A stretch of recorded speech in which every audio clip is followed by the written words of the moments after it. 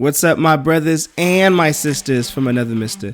Today we're going to do a full story comic book review of Berserker issues number 1 through 12, the complete story series brought to you by Rated Comics. This story is about the immortal warrior with a bloody curse. It's Keanu Reeves' debut comic book, and it unleashes a war with no end. We'll see about that, but this is a gangster in my opinion, and I cannot wait for this to go into a film starring Keanu Reeves, and I can't wait to see how that flourishes. But before we get into the content, link in description if you wish to add this comic book and or any of our other comic books or Rated Comics exclusives to your comic book collection. Support the art, support the industry. We also have Berserker issue number 12, Rated Comics exclusive, limited to 500 in print. You can check that out, link in description. Also, timestamps will be in description if you wish to go from issue to issue. And I also want to let you guys know, when this comic book came out in March 2021, that was the inception of this channel. As we get further into the issues, you can tell that I grew and I improved as a content creator. And if you like the content we're throwing up, you know what to do. Like and subscribe to this channel. It'll help Rated Comics to do more comic book reviews and full stories and content like this. Last but not least, let's get into the content. Comic book is straight up Berserker. I mean, the only foreplay you get with this comic book here is Keanu Reeves sitting on the bench and it's raining, and it's just like 2 pages, if a page, of just him looking down. A car pulls up saying it's time. They're jumping to the helicopters trying to jump out, and before the soldiers like, hey Keanu, or not Keanu, hey Berserker, are you ready? He doesn't even say anything, just jumps out and starts just going ham, savage, brutal attack on these soldiers in this palace, just punching them through faces, or punching in their faces, but going through, punching through their rib cage, guts, intestines, eyes bulging out. It's like, damn, Keanu, did you eat today? Hell no, he's got a mission to do. And in this palace, Keanu does, I keep calling Keanu. It is Keanu's comic book, but it's Berserker. So he goes in the palace and just starts punching through rib cages, blood, guts, just a brutality, just up the yang. I mean, okay, there's still no narration here. All we know is Keanu go. I keep saying Keanu. All we know is Berserker's going crazy. He punches the guy, and then there's this dialogue of, okay, donde está el presidente? Where's the president? And before the guy can answer, when the guy answers, I don't remember which one it is. Keanu, Berserker just takes him, and instead of just throwing him out the window and just letting him fall, Berserker just lunges, grabs onto him, lunges him through the window, Berserker going along with him, and just dives and crashes into this ice cream truck. Okay, 1, Berserker, think of the kids. 2, do you have a death wish or something? And then it's just more brutal attacks. And then the point where Berserker loses his cray. I mean, there's crazy and there's cray. He loses his cray when he finds the president, and the radio comm tells Berserker, hey, we want him alive. And then Berserker just loses his shit and just punches his fist through his head and in front of his son. I'm like, okay, all right, Berserker, after you're done with this mission, I know you worked up an appetite, so you got to get something to eat today. I mean, this comic book really has little to no narration and just craziness happening here. Let me end this right here. Thanks for tuning in. Thanks for staying. I had to record at a different location because the previous location is being used. But my only negative about this book, if it's really a negative, is the part where Keanu Berserker has a flashback of him being a baby and he bites the mama's. Come on, you can't bite the nipple, you can't bite the nipple, Berserker. I mean, geez, bro, you're messing up for the rest of us. You can't bite the nipple, Berserker. We start off with Berserker telling Dr. Diana that his people were nomads looking for a place to settle. Eventually they found a valley that was surrounded by surrounding tribes that were hard to defend against. So this was 80,000 years ago, and he was born to be their protector, so he tells his story how that came about. And during the raid, where these villagers would come in and take away their harvests, and even the women and children were not off limits, Berserker's mother and father had this discussion like, hey, we have no weapons or the strength or the resources. And the mother response was, we have the gods that our ancestors prayed into the cave so long ago. And the father said, the gods that I know I still pray to, Yes, what do we propose? Well, we ask him for a weapon. So she gathers some herbs and some substances, and she goes to the cave, and she's like, look, we have no choice but to do this. There's going to be a time where one day they just decide to take you and me or the entire village. So she prays this una humu humu nuka nuka apuaha kind of preach. I can't read that. And then before you know it, lightning strikes, and it's just like this massive explosion, this bolt of energy that just came in. And this lightning figure that looks like it just, hey, I'm gonna do the deed with you. You want a gift? Here's your gift. So later on, before you know it, she wakes up and she's pregnant, and the husband's like, wait a minute, I'm the one that's supposed to be getting it in. Well, we asked for a gift, right? Our prayers are answered. So a baby gets born, and this berserker, all cute, blue eyes, and berserker bites the nipple. Berserker, we had this discussion in Berserker issue number 1. You don't bite the nipple. You messed it up for the rest of us. They get excited. They tell the village people. The village people are like, well, it's just a child. What good is it to us? Look, Berserker puts his hand in the fire and doesn't even flinch. Then Berserker tells Dr. Diana that there was something inside of him, like the opposite of how hunger builds. I started to feel desperation of a starving man, but instead of needing food, I was needing to take it, let it out, and gets his first kill with some random kid. I don't know how you apologize to the parents with that one. I'm sorry that my son accidentally, it was a gift from the gods. We'll just replace him with another. I don't know how that'll work. But then it led to bears, and the father was trying to teach him how to channel that and what to channel that rage into. And, but they knew that this was they were going to have to use him with the surrounding villagers to stop robbing them of their harvest. I skipped some other aspects of the book. So when the scavengers came back and Berserker's mother and father said, hey, we'll offer you a truce, a partnership, they're like, nah, half the fun is just taken. They're like, okay, well, we wanted you. So Berserker, what does he do? He ain't just the boy, he goes ham. Horse what? Man what? Can't touch this. Done. Let's split you in half. Arrows in my back, that's ain't nothing but an itch to me. Rah, rage and stick. Ripping arms and all this. Berserker's just going straight up Berserker 80,000 years ago. Well, I guess some things just don't change. Berserker goes back to him remembering that day he remembered having parents, he remembered having a tribe, he remembered having purpose, and he also remembered that being the last time that he ever felt happy. In this book right here, we go into a little bit of Berserker's history with all this massacre and killing going on, and it's only been 2 seasons and he already became a man. And then we got more killing. Berserker's doing his thing. Berserker's going ham on these. And he asked his father for his proof, as any son would do. Father, did I do well? And they call him a newt because it means like a tool and a weapon.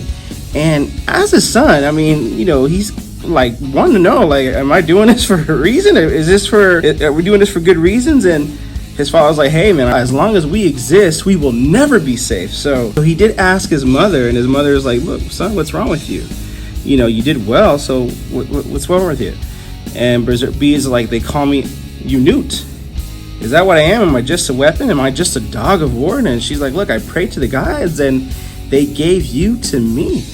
And B is just like questioning things. He's questioning his past and his memory. Like, did you pray for a son? Or did you pray for a weapon or a tool? And this causes a mother to have concerns, so she goes to visit her dad, not her dad, her hubby. It's like, look, my love, are we doing another attack? My son over here. And he's like, don't worry, this is our last attack. We're almost done. I promise we're almost finished. And she tells him all this killing is wearing thin on him, so promise me, like, we're nearly finished. He's like, I promise to keep you and our valley safe, and this is what I'm doing, and I'm using our son to do it. B and his father, they're in the high mountains and it's a snowing day and this village is far, and B's asking him, like, how can this village be a threat, Dad? This is a far ass village. And his dad's like, look, the riches of the tribes, their wealth is a threat. Their wealth is can't even speak right now. Their wealth is a threat and they're much stronger than we are. So I'm only sending you and a couple others and they will not expect it, and do your thing. So meanwhile, King is having the time of his life. Where the lap dance at, bro? Boom, Berserker does his thing, rips his legs off, and no one lives.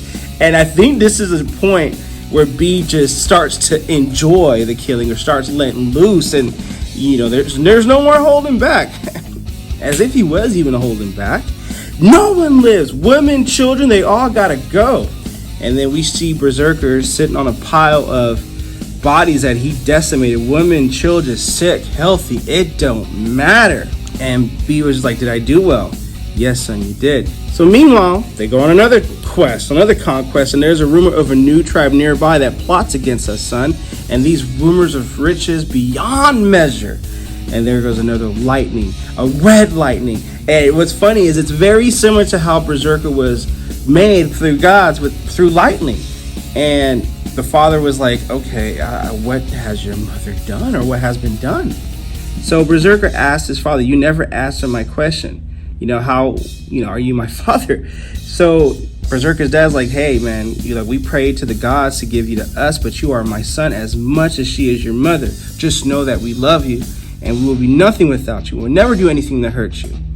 And while he's pulling arrows at his back. So meanwhile, the psychiatrist is talking to her superior, and it's like, we haven't unlocked his DNA or solved the mystery of his quantum molecules. And he's saying that his father's a god arriving via lightning strike. What the heck am I supposed to do with that?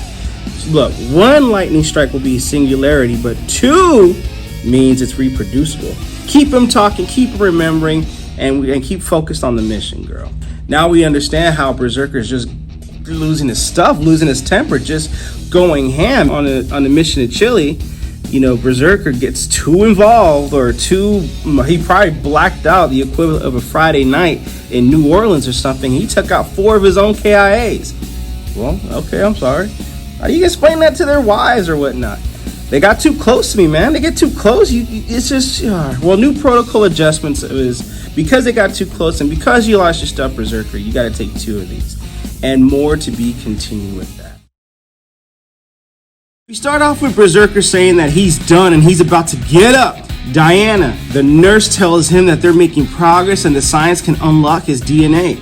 Because Berserker just wants to die and he no longer wants to be immortal. The government that he's working for has an agenda to make more immortal super soldiers.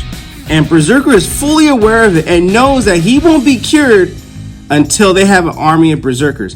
He leaves saying that he's done for the day. Diana plays back the interview, and we go back into a flashback of OG Berserker's history 16,000 years ago. Berserker's parents are in their tent, and his father asks his wife what did she pray for due to him seeing the lightning. Similar to how Berserker was born, she says she was praying to the gods for their son to end his suffering. She hands her husband an object that she believes will take away Berserker's curse of immortality, and the dad doesn't want any of it and smacks out of her hand saying that she'll curse the village, when in actuality he just wants to keep using his son as a weapon to dominate nearby villages. Berserker comes in and asks what's going on, and naturally the husband or dad downplays it. Before it can go any further, Berserker's father is made aware of the situation that causes attention about a large amount of an army that will attack if they don't act. But we can strike first. Berserker is called upon to do his thing, and he is tired of being used as a weapon for his dad to accumulate body counts and fortune.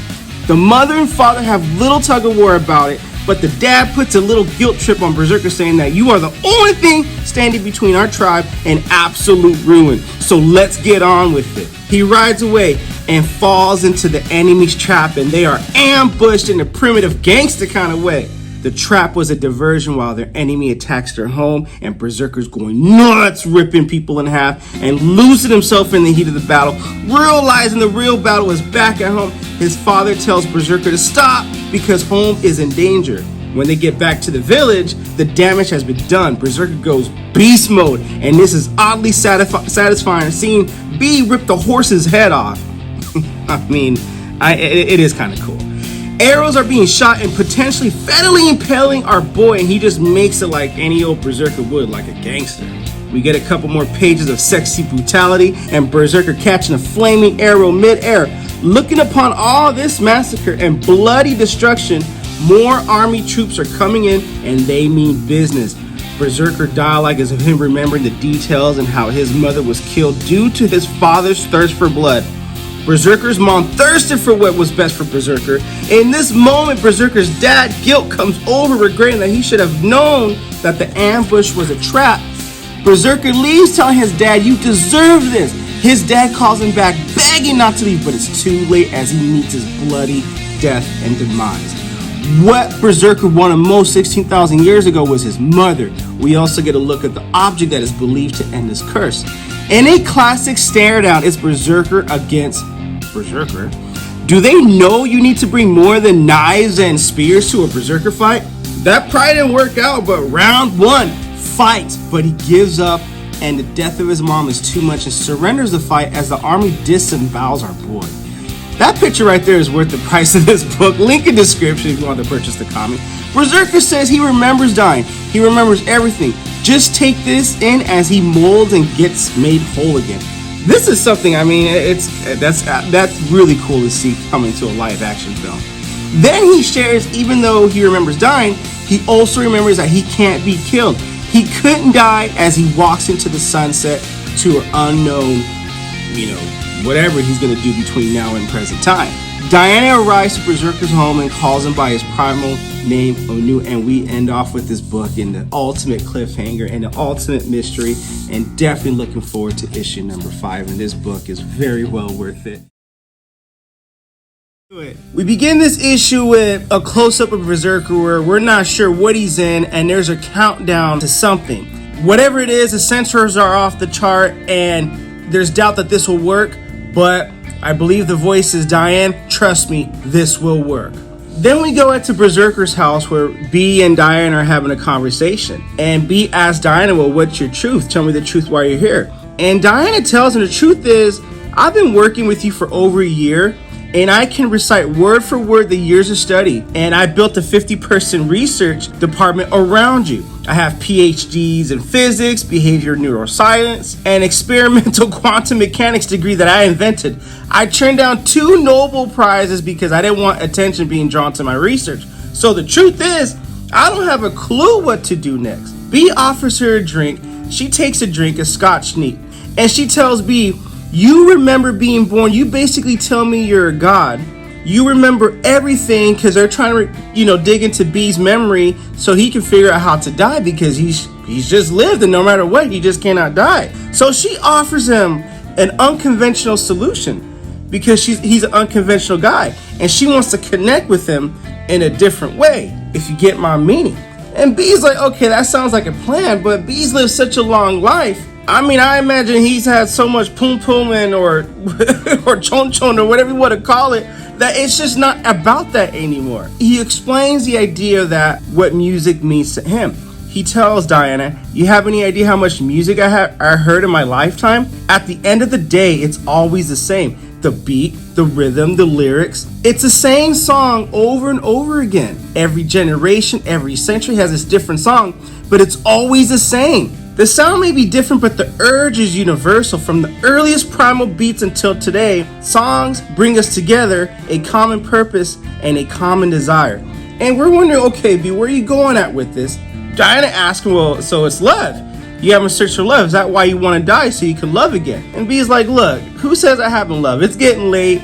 I'll see you tomorrow. That's what Diana tells B. And B's like, look, I hope this helped tonight. And she's like, yeah, I think it did. We go into the lab. He apologizes for last night. And she's like, look, in the name of research, I live for information that I can't discover in the lab. So B's like, so you didn't want to? She's like, look, I wanted to connect. Whatever that means for you, the more you reveal, the more I can understand about you. And based that you have a perfect memory, and we need to go into that memory. It's just that your memory is suppressed for living so long. We got to dig it up and see if we can find something that can, that can end you, because that's what you want to do, is ultimately end. But keep in mind, at the same time, the government wants to use B or his genetics so they can make an army of human soldiers. So she gives him a drink to help him relax. He puts some tubes in his head, and she gets to work. She tells B to relax. Last night was the primer. Time to light it up. I'll just focus on my voice, relax, take a deep breath, let it out, talk to me about it. So we go into another flashback of almost 80,000 years ago, where B recalls his first love. He's in the pond. There's a bear. He's washing his face. He sees the girl like, hey girl, hey, my first love. And she's shocked because there's a bear there, and B's eyes lit up blue, and the bear's like, what? No, I don't want none of that. And back in those days, this one was looking at him like, alpha. So B says he was young and far from home, years from home. And if he showed his true nature in front of the girl's tribe, it was not well received. So he got her pregnant, and we see her pushing the baby out. And then also because of his nature, it ended painfully with horses chained up to his arms and legs and pulling them apart. And he sees the baby born, but the baby doesn't look like it's in perfect health, and his head gets decapitated. He never saw the child, but later he knew of the child's fate. It was born dead. Another loved one came about. After that one, same thing happened. Then he figured he stopped asking questions and tried to stop figuring out his purpose, and he just went on an orgy with another woman, but even that just didn't have no meaning to him. It took him years of making that what he called mistake of falling in love, these women growing old, having babies that can't be born alive or that are stillborn or whatever it was. It was just impossible for him to figure out his purpose. And as he goes into different eras, he falls in love with different women. And it's not easy for him to fall in love with different women because he knows what's going to happen in the end. They grow old. He doesn't. He's aged, but he doesn't, but he looks the same. The love is slower to arrive and slow to leave. Ask him why. Why is my purpose? Was he not meant to be around? Was he not to propagate? Was he not to multiply? And it's almost like you get a further exploration of what love means to Berserker. We learn B's relationship on what it means not to die. And the pattern is always the same. Falls in love, gets a girl pregnant, baby can't be born, she grows old, he moves on to the next. It's almost like to question, to yearn, to anger, lost. What is he and why? Like, what's his purpose of being here? And then it just compounds into more anger. Why? She calls him by his proper name, Unut. Listen, it's okay, you don't need to. And he just has this ball of energy and explodes. Now, I gotta leave a little meat on the bone with this issue. Now, I got to say, I feel this issue has connected me in a different way, because if it was all about B just going around and using his body as like a killing machine because the government didn't want to go into that mission because, yo, B, you can't die, just go and start killing missions, this issue would be a whole lot shorter in my personal opinion. But now with this further exploration, what love means to be, how it connects him, or how not dying, what it means to be and why he wants to die, this gives it a whole new light. The ending is a cliffhanger where I know Diana offered to connect with B, and I figure, okay, this girl wanted, but no, this girl wanted to connect in the name of research. In the name of research, come on. But I totally get it, and it leaves you with the ultimate cliffhanger with who is what, is the research meant for what it really is, and what are they really trying to do? Is there really an underlying agenda? I don't know, but we got to see it through. With that being said, we begin this issue with the countdown on a mission in Ukraine. He's in a helicopter with a few soldiers, but one in particular is Jim exchanging some dialogue with B. He says this mission is a simple grab and catch and we go. We're dropping in on a hot zone. Insurgents are fighting the powers to be, but it's not our business. All we're here to do is minimize collateral damage. We were never here. Cover the entrance B while we hit the museum. And B's like, yo, man, I got it. Jumps out the plane. 10 minutes later, inside the museum, the enemy wipes out the insurgents, and they surprised him on the inside military attack, and their military is on scene. He grabs this artifact, whatever it is, that was part of the mission, says the chocolate's in the box, and he's heading back for extraction. And he hopes B had better luck than he did. So as he goes outside, he sees Berserker lifting up a tank like it's a bench press competition or something like that, working out those shoulders. A missile strikes at B. He grabs it, launches it back like a quarterback Hail Mary touchdown kind of style. Explosion happens, and Jim grabs B, who's injured, gets on the helicopter. Time to head back. Military insurgents are blast away at the helicopter. They have to jump out the helicopter. They explode as they fall down to their demise or in the woods or whatnot. The other soldiers didn't make it, but luckily, of course, we know B, our boy's gonna make it, but Jim is injured in the process. And now Jim's like, man, it just got political right now. Well, what do you mean? There's not gonna be help? So they have to move on and get out of there so the enemy doesn't take them alive, but they have to find some kind of point to set up coordinates to get picked up. Jim thinks the best bet is to take that ship into international waters, and he'll send HQ their coordinates. And B is like, no. Well, what's the problem? We see a flashback in winter 800 AD, what transpired in the last time B was on the boat, and he had to swim himself to shore. He did not like that. He got back to shore in spring, so that was quite a few months of just swimming right there. So he ain't trying to do all that again. So Jim establishes communication with HQ, say, hey, we're gonna go by land. I'll send you guys some new coordinates to pick us up, okay? So as they walk, we get to get more of a conversation or more of a backstory about B. He gives Jim some medicine to heal and to help with this fever. And Jim asks him, so how did you decide what side to fight for? Did you study politics or what? B's like, what do you mean, politics of region? You mean who was good, who was bad, who was right, who was wrong? I've tried that and it gets complicated. It's not clear. So B just offers to take the first watch as he sleeps, and he just makes sure that, hey, no one goes to attack him. So B's starting to heal up. They go out for a walk, and it's more like a camaraderie bonding mission. These wolves want to attack him, and B just stares at him, and Jim's like, B, man, you all right? But B's like, no, they won't bother us. They remember me from last time. We see a berserker going berserker on a wolf, biting at his throat. Jim asks him, so with all the conflict you've seen, why did you pick our side? And B's like, there's only so long I could just punch rocks and trees to try and calm down my berserker. And even then, it comes back worse. But the protocols are helping me to manage. Peacetime is difficult. I just want to be left alone. I try to hide my violence, but whenever I suppress it, the urge just comes back. It's a gift from the gods and a monster to the enemies. So to him, join the military where he can exercise his violence, his berserker, by going on these suicide government missions, but also maintain some kind of peace. It's like a balance to him. But then again, he hopes that with the military science, that maybe he can just end it all and just be. And Jim's like, so just be? And B's like, yeah, just be. Not be like Berserker be, but just be alone. Just let it go like be, right? So he tells Jim, get some sleep. And he asks Jim, do you know your father? I never met mine. My mother asked for a gift, and I was the gift from the gods. I need to find my father, and if he won't come to me, I will find a way to go to him. And he wants a way to meet. And then we get a little snapshot of Jim's watch here, which I don't know what that's going to entail later, but if you get a snapshot of the watch, it's a reason for that. When they get to the extraction point, Jim asks him, what's it like to live life without consequences? You're wrong, Jim, because everything has consequences. The helicopter arrives, gets picked up. Meanwhile, we see Diana and Caldwell listening in on their conversation, and Diana sees that, hey, it's sweet, it's nice. Brothers in arms confiding in each other. It's cool. Diana says, look, Jim was at risk when we put him in this extraction, but we confirm what we need to confirm, that B has confidence in the program and protocols. What he wants align with our objectives. And Caldwell's like, that's not what I heard. Our objectives are taking too long. I heard a man who's frustrated, a man who wants to find out who he is and what he is, a man who's about to go off the reservation and find his father. And Diana disagrees with them. So Caldwell's like, no. And that's why you have to go with Protocol X.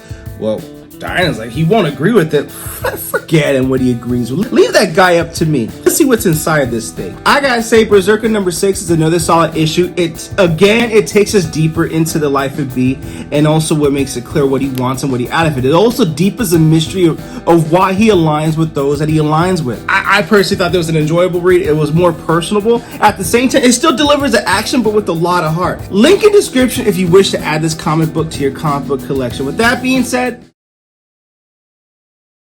we begin this issue like this. Keep in mind the way this issue starts and ends is exactly the same place. We see B with his eyes blue, tubed up in this cylinder cube. We don't know what it is, but keep in mind how this starts is exactly how this ends.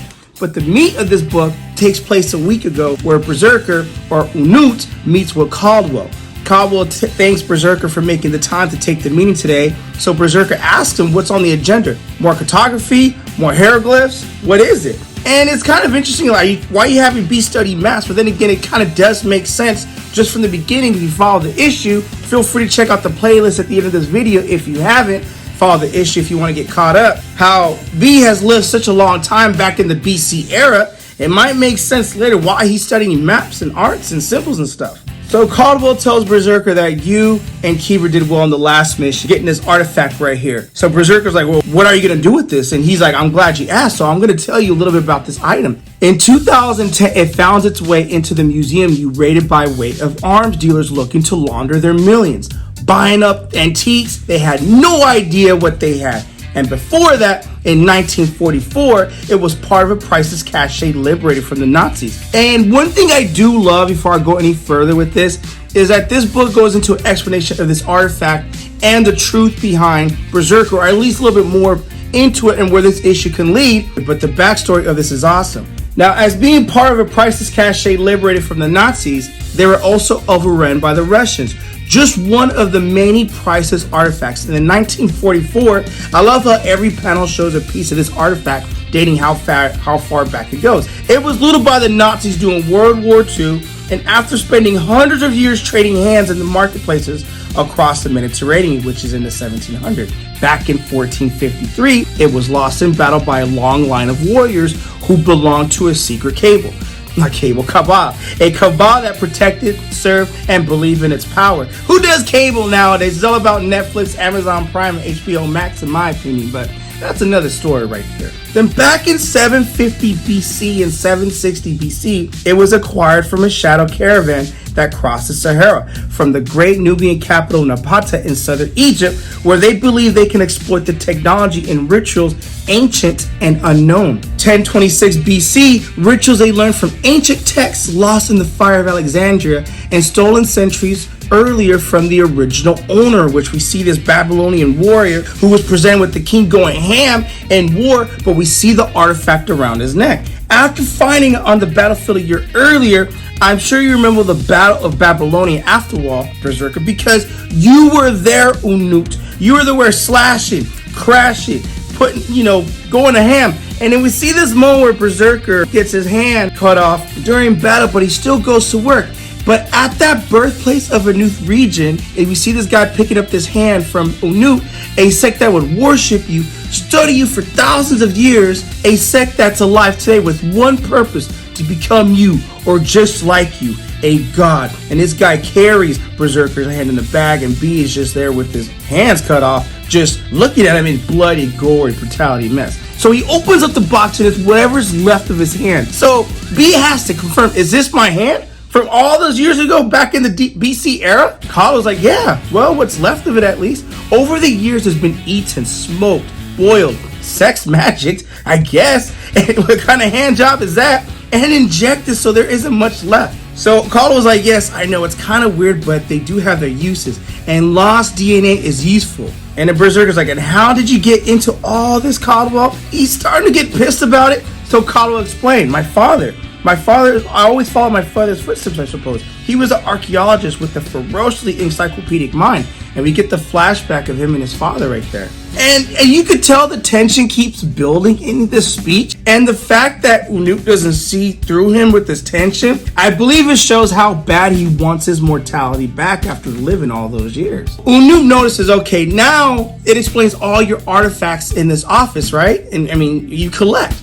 And he's like, yeah, that's my life's work. The reason they hired me, I will stop at nothing to gain knowledge about you. And if you go into a flashback past of the younger Caldwell killing other people who I believe had looked for Unut, or members of what amounts to a secret society that he's part of, or probably him getting closer to finding out who Unut is. But whatever it is, he has a very dark past. And with this tension, this just confirms it.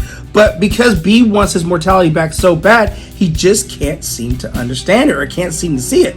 And he ends with, they need what I know, and I need their resources. Berserker's like, okay, so you're my biggest fan. How does that help me? Oh, you're such a cheese, but what you don't know is we use everything from amino acid racemization and serialization, everything relative dating to place every fragment of you that we found in both space and time. With that information, we're able to triangulate your locations and movements. Technology has migrated across continents and civilizations over thousands of years because of you. So Caldwell asked you, do you know what caused the survival of technology after the disappearance of civilizations?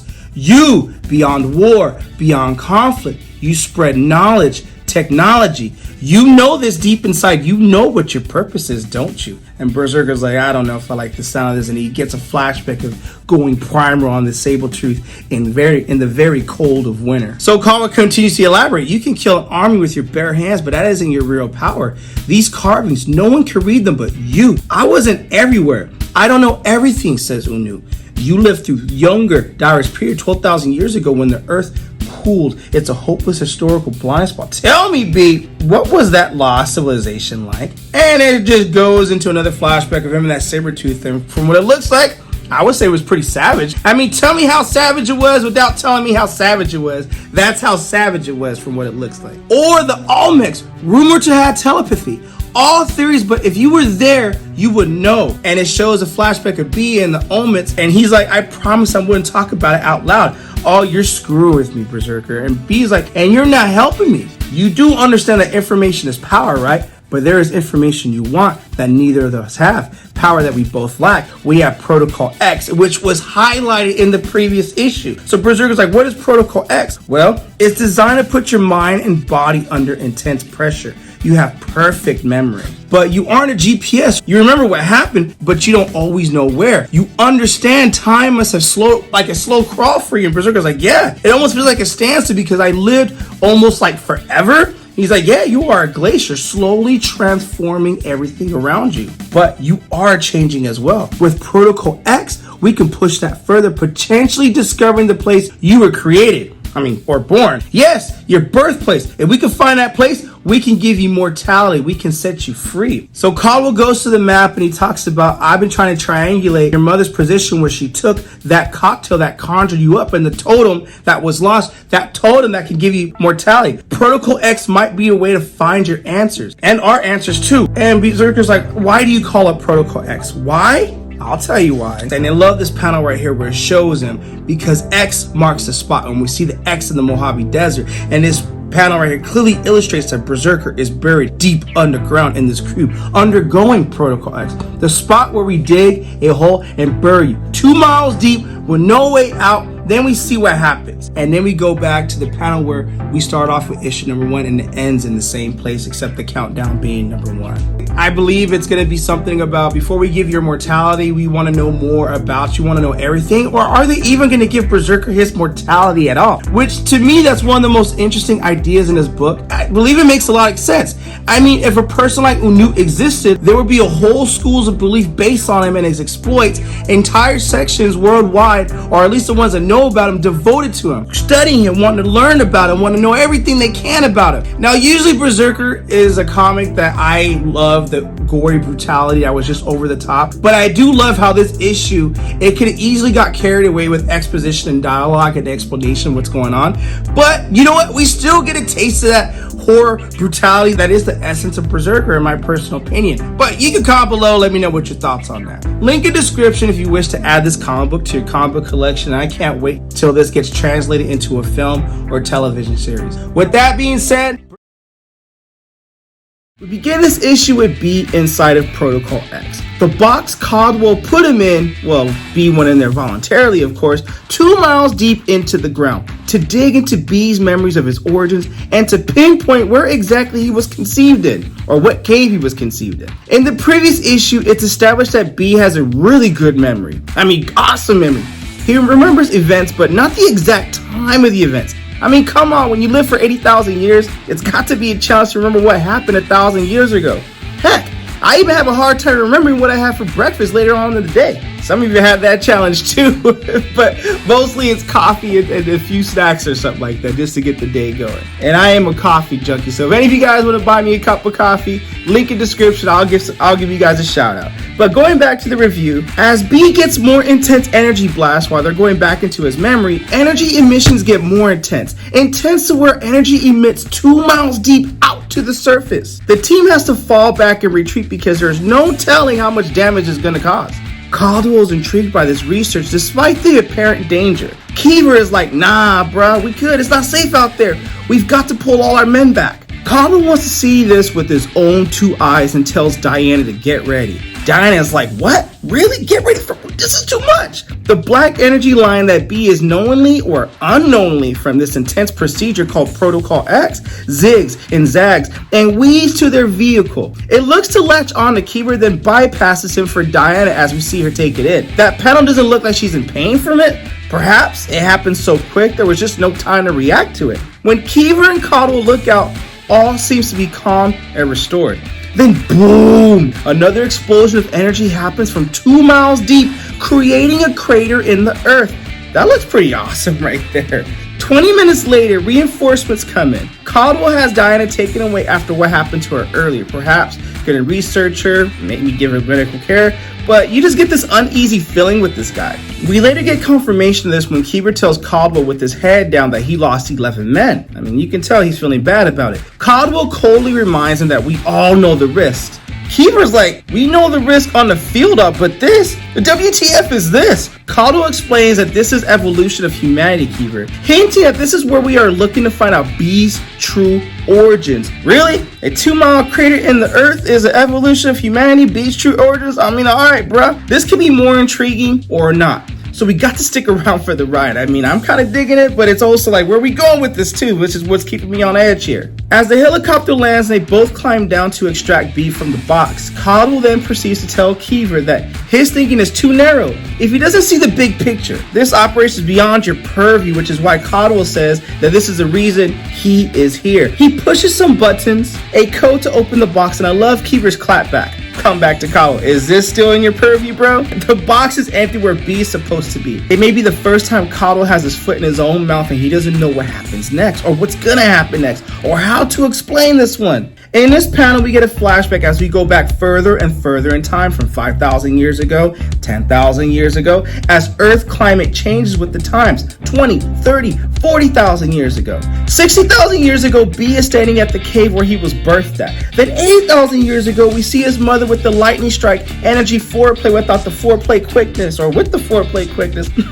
Then at 80,000 years and 5 minutes ago, darkness. We'll continue back with the flashbacks with 80,000 years ago and minutes, 5 minutes ago, 6 minutes ago, all going back to 80,000 years ago. Now we're going to see where this burst of energy is originating from. Now we get to 90, 100, and 200,000 years ago, we see B as energy form.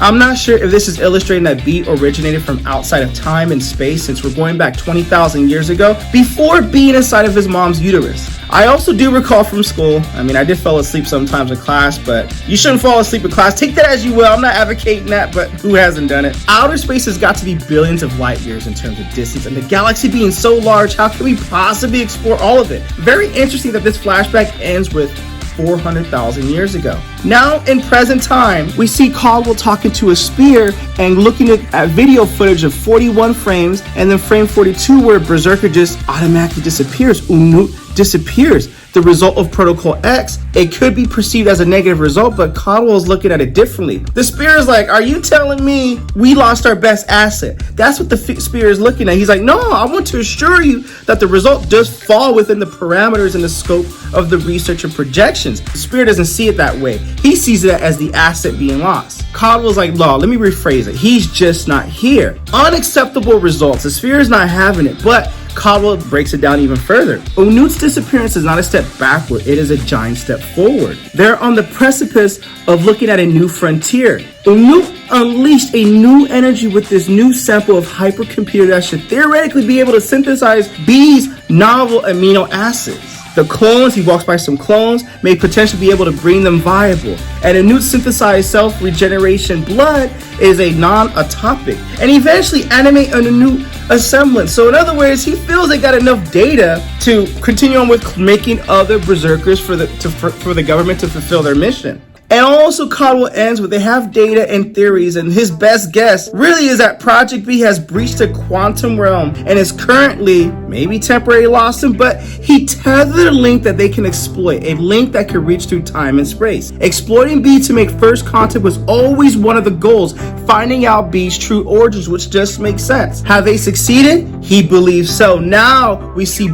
B going back 1 million years ago and 2 million years ago. And we just see B in this quantum realm in darkness asking for his father, which is very interesting. I mean, this is definitely taking a left shift where we start off with this book and being brutal AF. Now we're going back into B's origins. So we end this issue with Caldwell believes they haven't lost their chance of making first contact with B. He's built a radio to start a conversation with it. And he opens up this capsule and we see Diana's inside. And he asks for Diana, can you hear me? As she opens her eyes, and that's where we end this issue to be continued. And I believe this is the end of the story arc of Berserker. My thoughts, I mean, the way the direction is going, I'm still intrigued by it. I personally thought the brutality and the John Wick on steroids with B was just what drew me in. But as you get more invested with the story, I am more invested to see see what's going on. I mean, I'm already 2/3 into the book, 8 issues in. This is a 12 issue series. I gotta finish it through to see how this story ends, but I think I kind of dig it. But we'll see where this goes and what the direction it goes. And for all we know, there could be a plot twist in all this. Comment below, let me know what you guys' thoughts are. Link in description if you wish to add this comic book to your comic book collection. Begin this issue exactly how we left off in issue number 8. Berserker's traveling back 2 million years ago in the form of a lightning bolt to meet his creator, or his god, or his father, or whatnot. And the name is out being called to him, Unut. Can you hear me? Where are you? He says, and he travels through like this quantum realm 2 million years ago. He's traveling into this endless void or whatnot. And he's like, what is this place? And like this formation forms into this human silhouette form. He's like, you are. And it's just like leaves you in mystery and like it keeps you engaged. It's very short on dialogue. And Berserker or Unut is like, what is this place? What is my purpose? I mean, you've been roaming the earth for 80,000 freaking years and you have no idea who your father is, what you were created for, and what your purpose really is. And before he like seems like he's about to answer, it's just like an echo. Like he speaks this place and Berserker's like, you're just an echo? Your place. And he's like, are you my father? Your purpose. And he's like, I'm getting impatient here, man. I've been waiting 80,000 years for this and you have to tell me something. After all this time, and his father just puts his hand on his hand. Is like, it's time. And we see Diana from issue number 8, because in issue number 8, she got hit with, when they were extracting all this energy from Berserker to try to find out who his father was or what his form or where he came from. She got hit with the residue or whatnot. So now I believe she's inherited Berserker's power. There's a lot of hypotheses you can draw from this. And so she screams out B. And B's father is like, it's time. And he's like, don't go. Don't leave me. Unut, it's me. I'm gonna guess that she is the one communicating with him because it was clear in Berserker issue number 8 that she can. And as he leaves and gets zapped back into the real world, real time, no, stop, oh no, and like he screams in pain, and not in pain, but just, I came here for answers after all this time, now I can't get no freaking answers, and just zaps back into 2 million years back into present time. Goes back into Earth, right next to the base where it all began, where he was extracted, or actually no, not where he was extracted, because I remember issue number 8, it was a huge crater that was left in the ground. And Dad's like, can you hear me? Oh, Newt, talk to me. And she clearly has a communication with him. Berserker Superior, and I can't remember this guy's name, and his comrade go out there and they check out the site, and they're like, okay, I guess he's back, but I have a bad feeling about this. Berserker Superior, the guy that wants to know who Berserker is, because he has his own hidden agenda as far as making other clones and other armies, other soldiers like Berserker with that power, because he doesn't believe Berserker powers came from a god. He believes his powers came from like some kind of extraterrestrial form. So he's like thinking, bless us, this is great. And he's like, no, we got to get out of here. So they run, shut it down, go back inside, shut it all down, protect themselves from this explosion. And whatever instinct or whatever just came about with this encounter with his dad just unlocks a primal, brutal instinct with Berserker as he wakes up and he is pissed. No clothes, lightning all over his body, lightning eyes, ready to strike, and he just goes on a beautiful rampage. And Diana's like, oh, Newt, keep talking. Like, I want to try to get through to you. But he's not in no position to talk. He doesn't want to talk. His primal warrior beast instincts just get started, and he just goes to work on these soldiers. And it's just like a beautiful depiction of just blood, guts, jawlines being ripped, faces being bitten off, punching through people's mouths, and he's just raging on like Hulk. The more he goes at it, the stronger he gets. And they're like, dude, we've never seen Berserker like this before. And the professor's like, dude, it's glorious. Draw him into the incinerator, because what they're planning on doing is get him in there to burn him alive. Just get him in. And other soldiers are trying their best just to hold him up, but these bullets are not doing anything. And anything, it's just tickling him and making him more angry. Fall back! And he just tackles his soldier and just gnaws at him to death. And you see all these blood and guts on his neck just spill off. Ship positions going off-road. Level 2, be ready. He's coming our way, and he's going to work, just causing rampage and havoc. And as he gets into the incinerator, and they burn him alive, and he just tackles him, but this clear burning sensation is just not doing anything to him. He is immortal. It's like, brother, I cannot die, and I'm still mad. So he gets up these soldiers, engages with them, tackles them, gets into the incinerator, closes it off. Actually, not close it off yet. Before they can close it off and turn him into ashes and lock him into the incinerator, Diana comes in and she's like, I need to know. And they're like, Diana, what are you doing? We're gonna burn him. Abort. So she sneaks in. She's like, I need to know. What do you need to know? And he tackles her. Talk to me. Oh, Newt. And as she screams in pain or whatnot, she emits the same black energy that he emitted to her that latched onto her in the last issue. And he goes up into the ceiling, crashes down, and now thinks to be calmed down. Unut, talk to me. And that's where we end this issue. It is unclear to me, and I don't know if it's clear to you as a reader, but I'd love to hear your feedback on this. It is unclear to me, like, is it because the encounter with his dad caused him to go into this beast rampage, or is it the fact that he waited 80,000 years to meet his father, talk to his father, see what his life and his purpose is all about? Now that just got taken away from it and his primal instincts get unleashed. Don't get me wrong, I loved every page of this book. It was just brutal. It was fun. It's what I picked up Berserker for. But also, as we get closer to the conclusion of the series, I mean, we're only a few issues away before we find out before we wrap the story in full throttle. A lot of theories and hypotheses can be drawn from this, in my personal opinion. I just think his dad, because he didn't get to talk to his dad, now his primal instincts are unlocked and he's just raging on, or something new or something more savage unlocked in Berserker. And if we get a more savage Berserker towards the end of this, that can potentially put the world at end along with the clones. I don't know, but this is coming together nicely to me. But what do you guys think of Berserker issue number 9? Link in description if you wish to add this comic book to your comic book collection. With all that being said, we begin this issue with Keanu Reeves Berserker talking with Diana Caldwell in this incineration chamber about what happened in the previous issue when Berserker went really Berserker on the military men and just started going crazy on them, ripping them in half, and just all out Berserker. Now, they're having this conversation about what really happened, what did they want, and Berserker tells her they told him to come back. So Diana's like naturally curious, like, so what they talked to you about? What did they say exactly? He's like, not much. They just told me it's time. They showed me where I was born, which was here on Earth. Diana's like, okay, good. So where were you born? Was it in the food desert, Saudi Arabia? The bird is there, and that's the bird that'll give him mortality, that'll end his life. And Berserker's like, yeah, my mother's gift, the red lightning, So Diana tells him it's time for the next step. They need to get him there, and he needs to be ready. And he's asking, ready how? Well, Diana tells him, we put you under extreme physical pressure. Now we need to put you under extreme emotional pressure. He's like, how's that? So she asks him, how do you feel about your mother's death? We need to go there. You need to confront it. Why? To be free, says Diana. And Keanu asks her, what about you? And she's like, well, what about me? He tells her naturally, well, you stopped me from being Berserker. You turned it off somehow. But did I, says Diana. You're still healing. Do you feel different? And keep in mind with these bubbles, they're not speech bubbles. They're just bubbles because they're communicating telepathically. Caldwell and the soldiers, like, what are they doing? They just looking at each other? No, they're communicating. Just look in their eyes. They're talking to one another. So Diana asks her, is the Berserker gone? And Keanu tells her, and I keep calling Keanu because it's Keanu Reeves. Okay, if I say Keanu Berserker, you guys know what I'm talking about. So he tells her, no, he still feels it. It's still here, but you know what? She asks him, how do you mean? You're talking to me physically, right?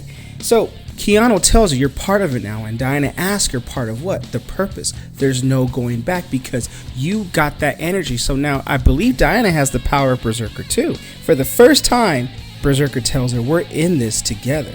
So Diana leaves and Agent Caldwell is like, Diana, and she, sarcastic responds back, Caldwell, which that's the kind of sense I'm getting from it here. We know you were talking to him, says Caldwell. Yes. So what did he tell you? Where are we? It's good, says Diana. He knows where to go, so go prep your team. I'll integrate. Alpha, says Caldwell? See, yeah, Alpha. So Caldwell asks her, so you can read my mind too? And she looks at him like, do I need to? And that was a snarky response. It's almost like she knows the purpose of his mission. He knows that she knows the purpose of the mission. And they both know the purpose of this mission. But they both need something from one another, or they both trying to get something out of this. It's almost like very sussy, but okay, let's keep the story going. So the soldier goes into the incineration room and tells Berserker, I won't stay long, just wanted to let you know that this room is designed to incinerate everything in it. If everything goes wrong, for your protection and ours. I'll be next door. If you need anything, just say the word, buddy. And Berserker's like, yo, I'm not gonna go home, am I? You think that's a good idea, says the soldier? And Keanu looks at him like, nah, that's what we're thinking. But in 10 days, you'll be a whole new man. Now, keep in mind in this panel, Caldwell is looking at the map here. And as he's looking at the map, notice these coordinates for Saudi Arabia, 28.860490 and 41.211. Just pay attention to that coordinates. It took me a couple times to read this over to get where this coordination or where this pertained to, but it makes sense. Just trust me on that. So Diana walks amongst the garden in this panel, and we see that she's kind of bonding with the plant life here. I don't know exactly what she's doing in this. It leaves a sense of mystery, and I know we only got 2 issues left in this comic book. Now, when Keanu Reeves goes berserker, that's what I really want to see. That's what really drew my attention to this book. But you know what? I love the mystery element here that keeps you intrigued. So as Caldwell is planning the next mission or planning getting the team together to go to Saudi Arabia per Berserker's orders, because that's where the bird is at, this gentleman walks in on Agent Caldwell. Caldwell's like, okay, well, what's your name, son? You're walking in on me like that. Carantine L.A. Oliver, sir. And Caldwell's like, Oliver, well, never walk into my office without an invitation. But sir, we thought you want to know. Know what, says Caldwell? The hypercomputer it's on. Now, what she's using the hypercomputer for, she's using it to get ready to free Unut in a way, but she has these mechanical arms kind of talking or integrating with these flowers or nature. I don't know what she's doing here, but Caldwell tells her his freedom is not our prime objective, not without getting something in return. Oh, she says, I'm well aware of that. With all what we want, trust me, I got it. Confirm Flora Formula Series Zaki. Confirm, says the computer. And she's like, okay, good. Execute new Flora Formula Series X. Now, I don't know what she's doing here, but Caldwell's just standing by behind her, watching her do her thing. And he's telling her, is this what I think it is? I'm preparing to speak with intent, says Diana. Fascinating. Now, before you go any further, the coordinates you gave us, Diana, we have the location and the geomodel. It's not good. Whatever we're looking for is going to be in the desert and a mile deep. Diana's like, don't worry. We got him to another plane of existence. We could get him to the bird. Just pack your shit and be ready. And what she means by another plane of existence is, in the previous issues, we saw where Berserker came from, but is the answers not really fully answered, but we have an idea that he came from 1 million or 2 million years in the past. Now he's here and he was born on Earth. So Caldwell tells her, whenever you're done flower arranging here, he's being sarcastic here, they're telling me you need to power down the hypercomputer. Half of the western seaboard is about to black out. And Diana's like, nearly finished. We're done. So Caldwell's in his office talking to the sphere again. Call it. The sphere says, yes, call it. On alpha operation is going to be B minus 240 hours. It's a lot of moving pieces here, but I know the last 2 issues got to conclude it somehow that makes sense. So in this panel, we're at the perfect cup of coffee. And Caldwell asks a riddle to the barista. I have one for you. What's valueless if bought, but sometimes traded? A poor man may give it as easily as a king. And the barista's like, yo, I give up. What is it? It's time. Okay, what can I get you? And this is what he says. Remember that coordinates I told you before? This is where it comes back into in full circle. I'll take a Saudi Arabian blend, says Caldwell. Grind 28.86049 ounces, 41.21102 bars of pressure, no more, no less, and I want it in a 10-ounce cup. I don't know what the hell that means, but those coordinates has something to do in Saudi Arabia. Now she's like, that's very specific, and he asks her, do you have it? And she tells him, definitely. Now have a blessed day. So as the countdown begins, the alpha base is in progress. This intersect systems are delivered. It's 1 day towards countdown. Berserker wakes up and his eyes are fully healed, and so is his skin complexion. So now they're approaching the coordinates where they need to go. So the soldier tells Berserker, good luck, kid. We should get the show on the road, says B. Now, they're good luck. They wish each other good luck. The SAT system checks, the nav system checks, the containment centers check. Everything's all good. Now, as Diana and B walking in the desert, Diana tells Unut that's his tribal name from many years ago. She tells him, hold on. He asks her, what is this? It's an experiment. It's what might have opened your mother's mind. Help her make contact. I think it'll help you too. So he drinks it. But she drinks it too. And he asks her, what are you doing? Don't worry, just take my hand. And he rubs his head together as he starts hallucinating or going back in time or just getting the memories together. So as they go back into time and he starts remembering things, he tells her, you shouldn't be here. Tell me about your mother, how your mother died, says Diana. Like he's just fighting off this memory, going through some things right now, like a mental mind trip right now. I killed my mother. I didn't stop him, any of them. He's just going all crazy trying to remember things. No, she wanted you to save you, says Diana. She had a gift. It's not your fault. You were a child. I love you, says, Berserker. take the gift. And we see Keanu Reeves' mom there, but now we see Diana. You're ready? Be free. Dig a little deeper to find this bird that you're looking for that will give you mortality and end the life. End his life, so to speak. Not so to speak, but end his life, literally. So they go to this well. Is this the spot? Is this the spot, says Diana. And he's like, yeah. But now we see a flashback of Berserker's mom and his father. This bird will take the curse from him. And the father's like, no, you were cursed our village because the dad was using Berserker to conquer and just get back all the evil doing that was done to his village. So he throws the bird down the well. Say it, says Diana. Speak with intent, Unut. Mother, I'm ready. I'm sorry. I'm ready. And so he summons this bird from the ground, deep within a mile from in the ground. And all of a sudden the bird comes up to him and just impales his hand.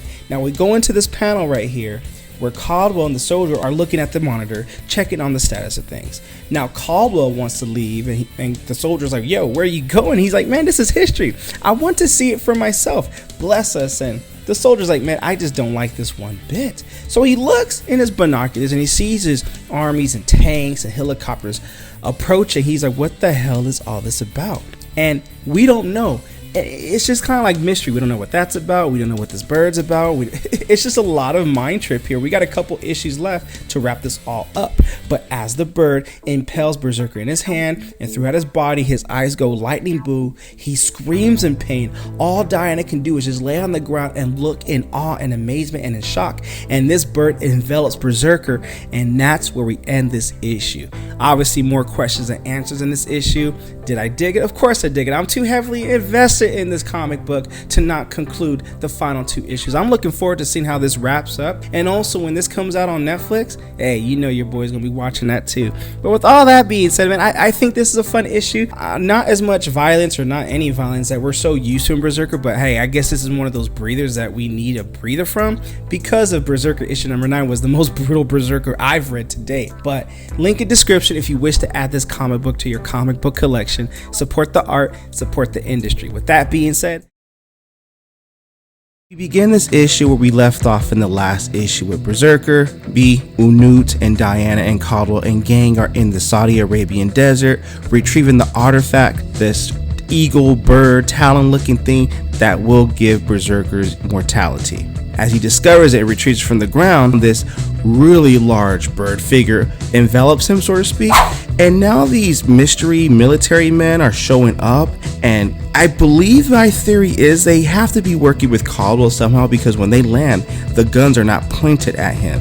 And this other military brother's just looking at him like, what the heck is going on? As we go into this panel right here, that bird figure impales Unut, and it's looking like it's about to give him mortality, as Berserker is in this metamorphosis state or something like that. And he's just screaming in pain. I imagine so, because maybe his powers are leaving him, or it's being sucked into this bird, or what. But there's a satellite link away. They intercept, and now they're transforming that energy from Berserker into this other unit over here, but it's too much to handle. They try to modulate it, and it's too late for all that. I don't know what that unit is. I believe that's Caldwell's base, but either way, Berserker's power seems or appears to be going somewhere else. And I'm doing the best I can to explain this issue, but one thing is clear about this issue is Berserker has his godlike power. He wants it gone. Caldwell wants it, and he wants to discover it by interviewing Berserker so that he can use his powers to make an army of men with Berserker's godlike power for his own personal agenda or the government's agenda. So now that a tap has been established with this interception, what are they doing now? Well, Diana is communicating telepathically to Berserker, and Berserker asked him, what are you doing? And she tells him, speaking with intent, which is a reference to the last issue. And Unut, B, tells her no, and she's like, no, but I want to, I need to. And now she wants to understand, but this understanding that she's trying to do is getting her sucked up higher, bringing her closer to B and this bird-like figure that, I don't know if this is another transfer of energy, or if B's energy and abilities is getting sucked out, now hers is too, because his abilities was transferred to her. That was established a couple issues ago as well. So Caldwell's getting excited as he walks up to his men, and one of his lieutenants or soldiers like, "Sir, good to see you. Thank you for coming. Are you ready? It's time is of the essence." So he goes in, he's like, "Yeah, it's time." So they got the tap. So that tap they were talking about earlier where they intercepted Berserker's energy is now energized in this sphere waiting for Caldwell. So Berserker's trying to communicate with Diana, and she's like, "It's okay. It's the only way. This has to be done." Whatever that means, I don't know. Caldwell is ready for this unit to be fired up, and it gets fired up at last. And his other brother's like, "Yo, you know what? Shut it down. Caldwell's location, whatever they're doing, I want to stop." Because even he doesn't know what they're doing, but I get the sense, and he obviously knows, it is not good. And my personal theory is whoever these men are, maybe he's selling that secret Berserker's ability, godlike ability, because they went into his mind to see the origin of it. And even though it's not clear, we just know it came from millions of years ago. He wants that ability and that power for his own personal army. So as this metamorphosis is about to end with the eagle, and he takes this this thing that impels Berserker, it just looks funny to me. If you know, you know. So as they get dropped down, Unut is like, "Diane, do you see it? Do you see the purpose?" And all she talks about telepathically is 1,000 paths of lightning. It made me. I see it like pollen exploding into the wind across the universe with purpose. Alien technology spreading. Okay, if it is alien technology, all this buildup for alien technology, I mean, myself personally, I was expecting more, but maybe we got one more issue to really see what this is all about, because like I said, it's not the easiest issue to explain, but visually and action wise, this issue does not disappoint. But one thing is clear, he wants to be mortal, and Caldwell wants his abilities, and I think Caldwell sold the secrets to another agency that paid him boatloads of money, and now they're there, and Kevlar, this brother soldier right here, is not liking what's going on. So he calls for level 3 support to blanket the perimeter, and now he sees Berserker and Diana incoming, and this fear that works for Caldwell is like, yep, well, they're coming for sure. Impact coming. Brace for impact. So as they land, Unut asks Diana, "Are you okay? Are you sure?"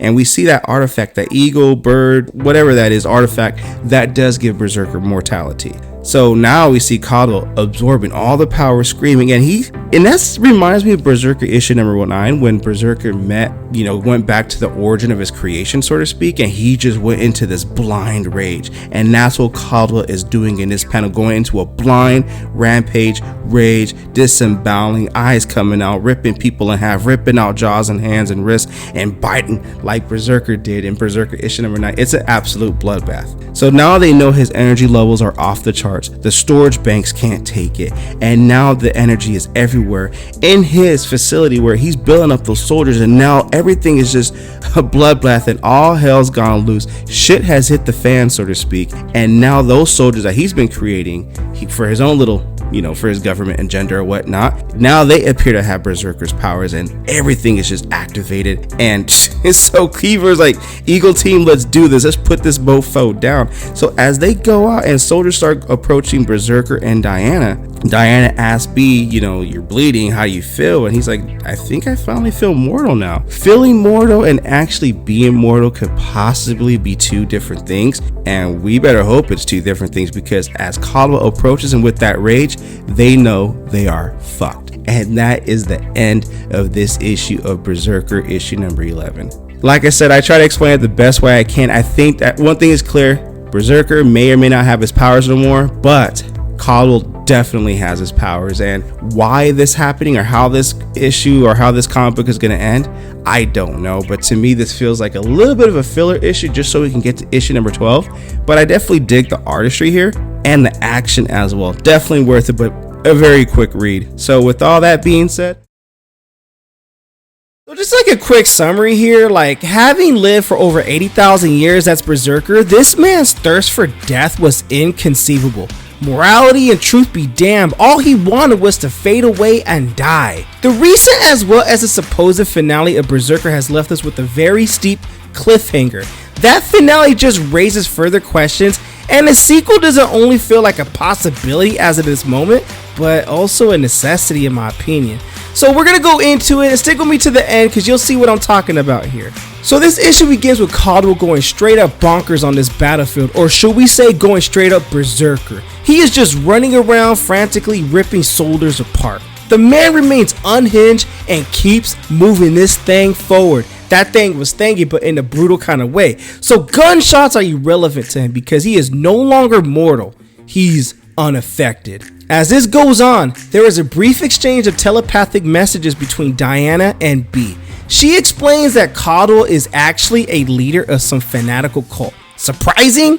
Perhaps. But then again, this is not out of character for him. He was also on a mission, but not the same mission as they were on. While this communication goes on, B plunges forward to evade the enemy soldiers. Diana tries to stop him because, well, you know, he's no longer immortal. He's a mortal man now, but a strong mortal man with like 80,000 of freaking battle experience, fighting experience, who was once revered as the god of war. B is still as much of a pure menace as he was before. He's just mortal now. He takes several of them out, but the real problem is Caldwell was still charging at them full throttle without any fear or hesitation whatsoever. The telepathic communication continues. Diana reveals that she never wanted what B had. No, she simply wanted the answers, and so she wonders if she could do it all over again. Will she? Still, for better or for worse, she's kind of married to these problems now, and they both got what they wanted. She found her purpose, and he found mortality. B was fatally wounded at this point. Diana steps in and simply plucks Caldwell's arms off of him like he's an insect. He is destroyed to a point where he can't physically move any longer.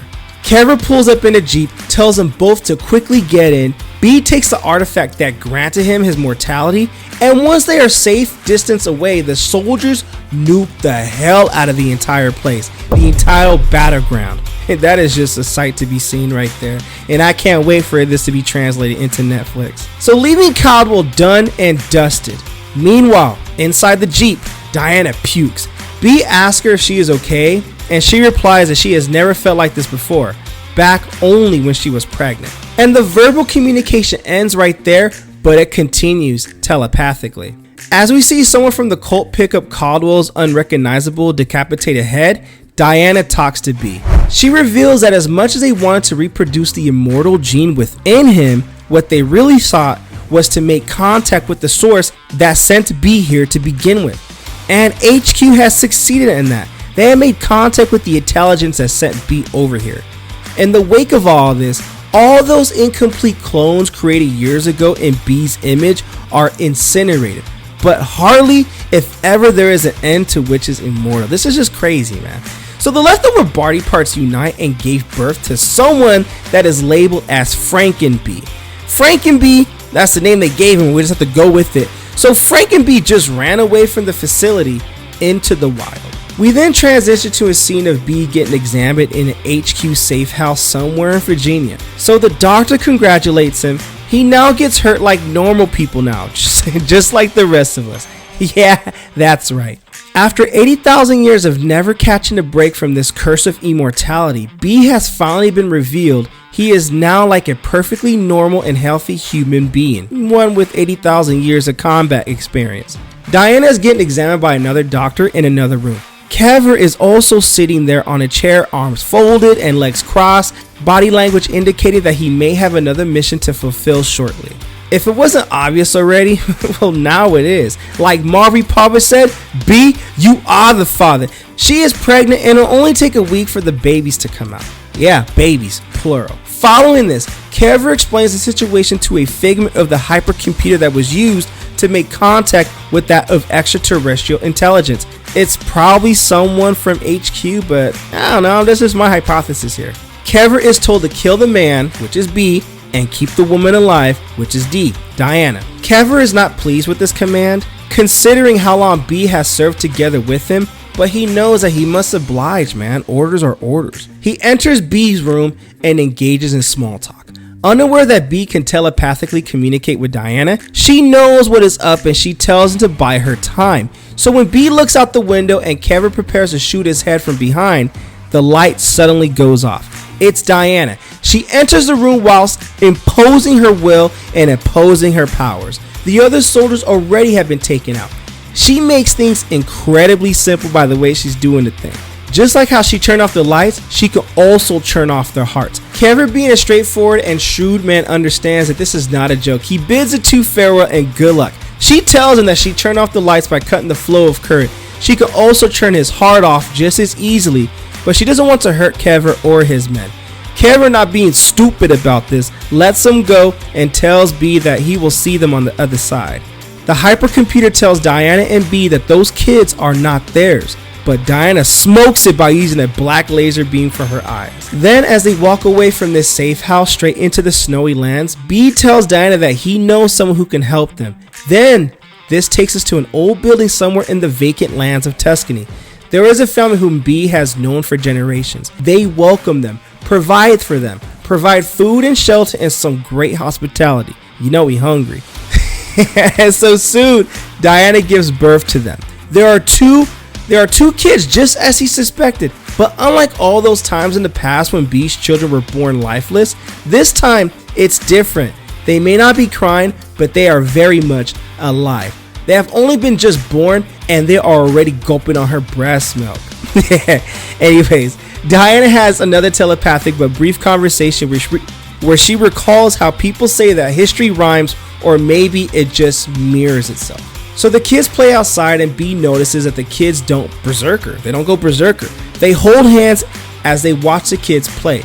The kids grow up real quick, and then one night while B and Diana were lying in bed, sleeping, the troops invade. It's the kids who wake them up, take them outside, and show them the aircrafts.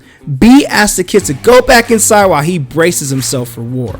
It is just them two against the army, but B has established a legacy as the god of war, and Diana is immortal. She uses the black lightning laser in her eyes to pulverize the aircrafts while B picks up a gun. The soldiers on the ground open fire. In a few moments, the silence of the night has been overtaken by random shootings and blasts. Diana can handle the bullets, but the same can't be said about B. He is no longer immortal and therefore is susceptible to the gunshots. First his arm is shot and then he gets caught up in a bomb blast. Diana continues her rampage. While the soldiers are told to secure the kids, B sees this while lying on the ground, barely alive. His eyes full of fear because of the implications of what may happen next. He could only watch in despair and scream the words, "No!" There was nothing else he can do. The kids charge at the soldiers and start ripping them apart. They go berserker. They pluck their eyeballs out, even bite their necks off. The kids are ruthless, brutal. If it wasn't chaotic before, now it is. B screams yet again, telling them to stop right there as they were to be on top of Kevin and do some damage to them. And this time the kids stop before they do any damage to Kevin. Almost as if their switch turns off, Kevin walks up to him. Looks like B isn't going to make it out alive. Not this time. The man tells him to rest in peace.